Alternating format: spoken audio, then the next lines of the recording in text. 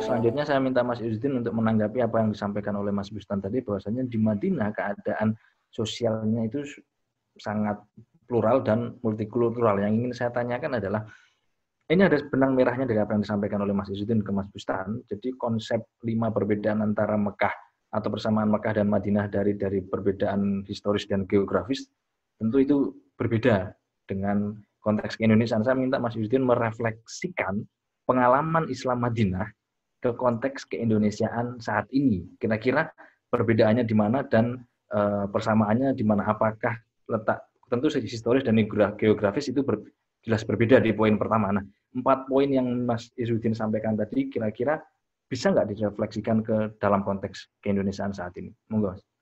Ya, terima kasih Mas Ijrian atas tanggapan dan masukannya. Yang pertama mungkin saya juga ingin, sebelum ke konteks pluralisme dan multikulturalisme di Madinah, saya ingin coba menanggapi beberapa tanggapan tadi mengenai proses proses hijrah Nabi Muhammad dari Mekah ke Madinah. Yang pasti dari beberapa literatur yang saya pahami dan saya baca, misalnya banyak sekali, misalnya Sayyidippo Pamulungan juga menyampaikan demikian, Ali Syariati juga mengatakan demikian, bahwa Nabi Muhammad proses pindah atau dari Mekah ke Madinah itu murni adalah proses hijrah. Ali Syariati menunjukkan proses secara individual ataupun secara kolektif dengan kaum Ansor dan kaum Muhajirin yang bersama-sama dengan Nabi hijrah ke Madinah, itu menunjukkan bahwa masyarakat itu lebih terbuka dan lebih dinamis. Itu yang pertama. Yang kedua, proses hijrah ini adalah betul-betul memang melaksanakan perintah Nabi. Salah satunya adalah menjalankan Islam yang kafah atau yang sempurna. Apa? Sebagaimana banyak disebutkan liutamima makarimal akhlak, untuk menyempurnakan akhlak itu sendiri terhadap kesifatan jahiliyah bangsa Arab waktu itu. Nah, oleh karena itu dalam konteks social culture, social religius, sosioekonomi dan sosiopolitik, ketika berbicara tentang masyarakat Madinah, banyak juga ini referensi yang menyebutkan sistemnya masyarakatnya tamadun, sistemnya mutamadin, negaranya Madinah, atau kira-kira seperti itu dalam refleksi yang saya pahami. Nah, dari konteks ini tentu berbicara tentang konteks pluralisme, pasti mengapa saya katakan sangat relevan jikalau kita belajar terhadap konteks Madinah yang disampaikan ataupun dalam strategi dakwah yang dilakukan oleh Nabi Muhammad dari orang yang biasa, yang memang secara keturunan yang yang syahor dari kaum Quraisy begitu. Tetapi secara perjalanannya Nabi Muhammad kan orang biasa-biasa saja, tetapi ketika dia melakukan ekspansi yang lebih luas, tidak hanya di Mekah, ketika di Madinah itu adalah sebuah periodisasi yang cukup berhasil.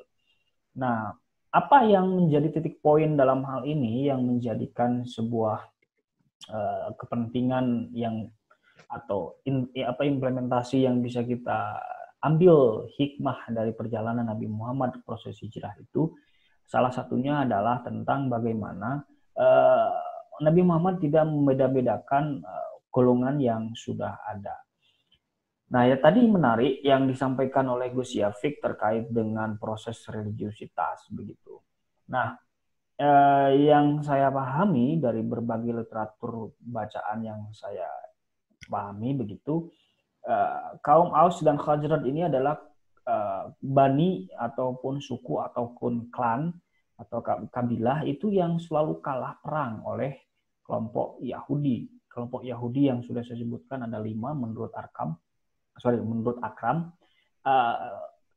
Kekalahan perang dalam hal hegemoni kekuasaan ekonomi yang dikuasai oleh kelompok-kelompok Yahudi.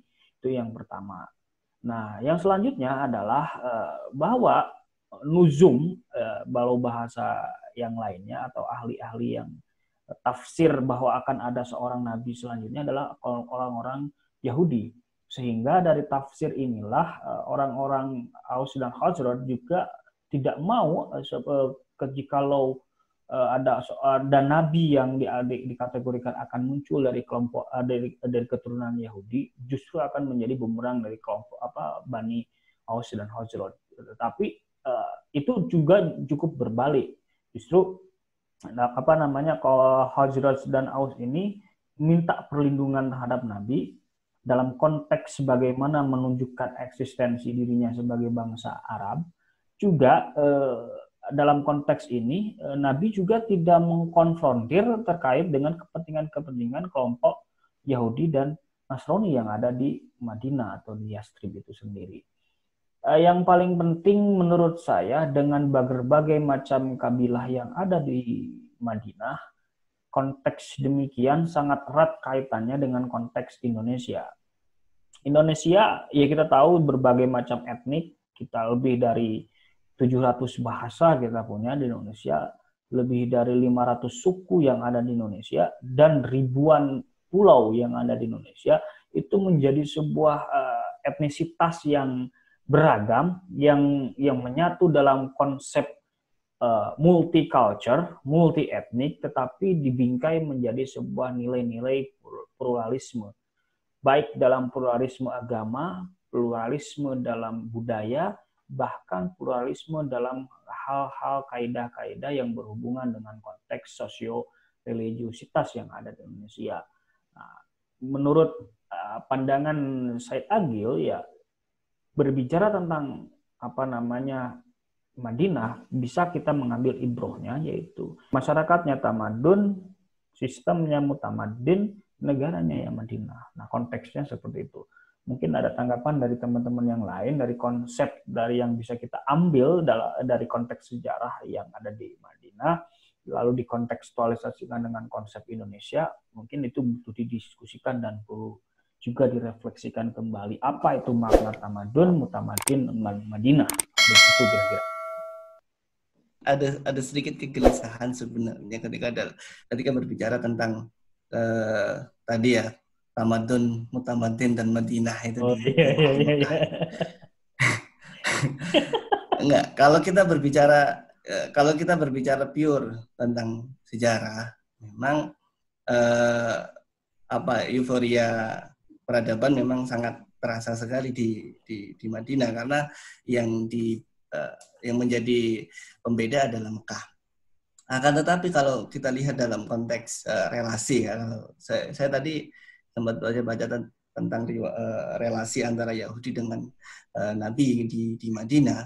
Saya baca beberapa riwayat itu, memang ketika yang menjadi menarik adalah ketika Nabi Muhammad ketika di Madinah di awal mengkampanyekan tentang kemajemukan dengan adanya Piagam Madinah, bahwa ada perlindungan kepada suku-suku dan agama-agama yang lain.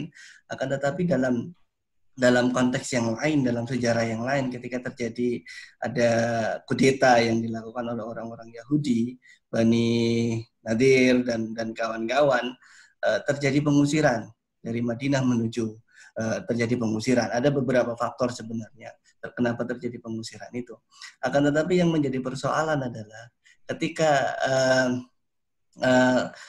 ini yang saya belum mendapatkan jawabannya. Kenapa yang awalnya disampaikan dengan cara-cara plural, kemajemukan, dikampanyekan seperti itu, tapi kemudian dalam beberapa kasus terjadi pengusiran, yang saya kira ini bertentangan dengan tadi kemajemukan itu. Ini yang saya minta tanggapan kepada teman-teman. Kira-kira dalam berbagai perspektif apa yang terjadi itu?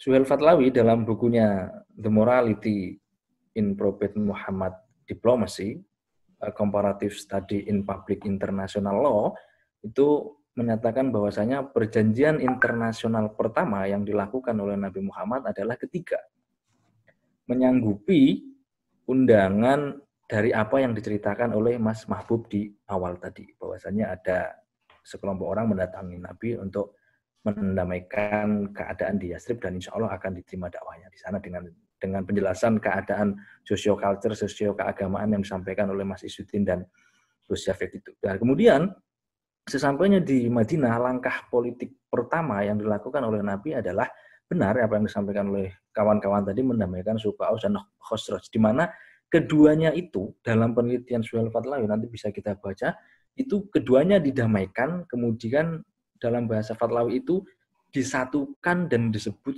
sebagai Ansor karena mereka adalah orang-orang yang menolong dan menerima kaum Muhajirin yang datang dari Mekah. Jadi kalau Ansor itu dalam perspektif Suhail Fatlawi adalah ya mereka yang menerima Rasul dan sahabat-sahabat dari Mekah yang sebelumnya itu saling bertikai. Itu adalah diplomasi tingkat dewa bahasanya Suhail Fatlawi. Nah, setelah itu, setelah melakukan banyak diplomasi di Madinah, Rasul melakukan diplomasi internasional kedua, yaitu ketika Rasul mengadakan perjanjian wilayah damai dengan Nasrani Najron, di mana kedua belah pihak bersepakat bahwasannya antara wilayah Madinah dan kekuasaan Nasrani Najron itu adalah wilayah yang damai. Artinya damai di situ tidak ada kedua belah pihak atau siapapun yang memaksakan pihak lain untuk memeluk satu keyakinan tertentu. Semuanya dibebaskan untuk memilih keyakinan masing-masing dengan catatan, dengan tujuan untuk menjaga stabilitas keamanan. Itu luar biasa. Nah, kemudian yang belum disampaikan kawan-kawan tapi tentang periode Madinah ini hanya melengkapi saja, yakni tentang perjanjian Hudaybiyah itu, yang kita tahu bahwasanya di sana sangat alot ketika Nabi dan para sahabatnya ingin melakukan haji dari Madinah ke Mekah, kemudian tidak benar sebelum tidak diizinkan untuk masuk Mekah oleh Suhail bin Amr, kalau saya tidak salah ingat itu, di mana akhirnya Nabi melakukan diplomasi, melakukan negosiasi, melakukan mediasi, begitu kata Suhail Fatlawi itu, dengan apapun yang diminta oleh Suhail atas atau dengan dengan kegetolan barangkali seperti itu, bersedia menghilangkan ketika Nabi meminta Ali untuk menjadi juru tulisnya di perjanjian Hudaybiyah itu, Bismillahirrahmanirrahim kemudian ditulis oleh Bismillahirrahmanirrahim, karena Ar-Rahman dan Ar-Rahim itu tidak dikenal oleh Suhail bin Amr dan para pengikutnya. Itu di situ Nabi legowo bahwasanya tidak menuliskan Ar-Rahman Ar-Rahim dalam perjanjian Hudaybiyah itu tidak mengapa. Yang penting apa? Tidak ada darah tumpah dan masyarakat atau umat muslim saat itu bisa melakukan haji dengan tenang. Kemudian yang kedua adalah ketika di sesi akhir perjanjian di sana ditulis Muhammad Rasulullah. Suhail sebagai sosok yang dipasrahi oleh kabilahnya karena tidak mengakui atau menerima Nabi sebagai Rasulullah, ia mengkritisi hal itu. Tidak usah kau tulis Rasulullah karena kami tidak mempercayaimu sebagai seorang utusan Allah. Akhirnya Nabi pun legowo karena sifat negosiasi diplomasinya ini legowo bahwasanya ya sudah Ali, tulis saja Muhammad bin Abdullah. Dari sini kita bisa belajar dari perjanjian Hudaybiyah itu bahwasanya untuk mendatangkan kemaslahatan, ya kan, kita bisa belajar dari Nabi bahwasanya kita harus meletakkan semacam ta'assub barangkali atau ego religiusitas yang terlalu tinggi, yang dimana itu nanti justru dapat membahayakan kehidupan kita secara komunal. Barangkali itu yang bisa saya sampaikan.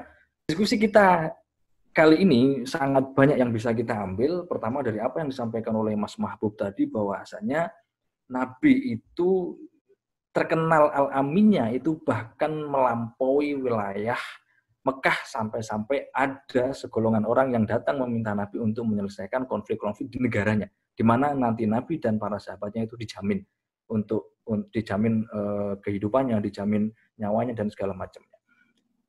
Nah, dari apa yang disampaikan oleh Gus Syafik kita bisa belajar bahwasanya periode Madinah dan periode Makkiyah berhak memiliki karakteristik yang berbeda-beda. Karena memiliki latar belakang sejarah yang berbeda, maka ayat-ayat yang turun pun itu harus menyesuaikan atau beradaptasi diri dengan mukhotobnya atau siapa yang dikenai oleh sasaran teks wahyu itu. Nah, dari Mas Izzuddin kita bisa belajar bahwasanya periode Makkah dan Madinah meskipun ada perbedaan letak geografis dan sosiohistorisnya, tapi tidak menutup kemungkinan ada hal-hal yang bisa sama-sama kita ambil tentang pluralismenya, tentang multikulturalisme. Artinya keadaan atau struktur sosial masyarakatnya itu tidak tunggal, tapi dia majemuk. Dan dari apa yang disampaikan oleh Mas Bustan tadi, kita bisa belajar bahwasanya Madinah dengan piagam Madinahnya itu kita bisa belajar. Dari sana kita akan bisa menempatkan manusia dengan segala hak dan kewajibannya, semua sama di mata hukum, semua berhak memeluk keyakinan berdasarkan pilihannya masing-masing dan tidak ada paksaan apapun. Dan siapapun yang menciderai konsep-konsep universal itu tentu harus diberikan sanksi yang tegas agar kehidupan dan keamanan sebagai umat manusia itu terjaga secara keseluruhan. Oke? Barangkali itu yang bisa kita diskusikan tentang periode Islam di Madinah. Kita akan lanjut lagi di diskusi-diskusi di sesi-sesi selanjutnya dari Jackman untuk kita semua. Saya akhiri. Assalamualaikum warahmatullahi wabarakatuh. Monggo Mas Izzuddin. Terima kasih bagi Anda yang menonton di acara kami. Mudah-mudahan ini menjadi sebuah inspirasi. Mudah-mudahan juga ini menjadi sebuah kajian dialektis yang bisa Anda ambil hikmahnya sebagai sebuah khasanah ilmu pengetahuan yang baru. Jikalau Anda memiliki saran dan kritik, silakan like, share, and comment di bawah link deskripsi kami. Tentu kami sangat menunggu apa yang Anda gelisahkan dari kajian-kajian yang kita bahas, sehingga ini bisa menjadikan sebuah pengembangan keilmuan yang maju dan destruktif dan diskursusnya berkembang. Terima kasih sekali lagi saya ucapkan bagi Anda yang menonton. Jangan lupa like, subscribe, share, komen video kami. Assalamualaikum warahmatullahi wabarakatuh.